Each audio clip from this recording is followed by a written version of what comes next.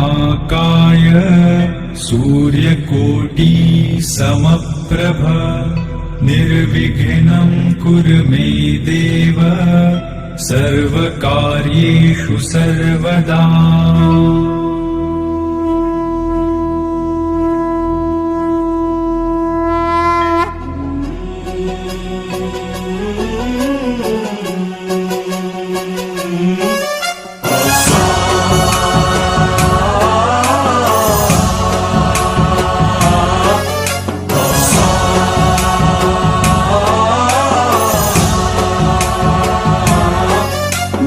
गणनायकाय गणदैवताय गणाध्यक्षाय धीमहि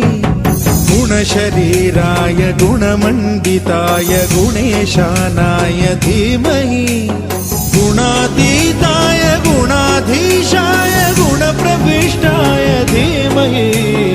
एकदन्ताय वक्रतुण्डाय गौरीतनयाय धीमहि गजेशानाय भालचन्द्राय श्रीगणेशाय धीमहि एकदन्ताय वक्रतुण्डाय गौरीतनयाय धीमहि गजेशानाय भालचन्द्राय श्रीगणेशाय धीमहि गानचतुरा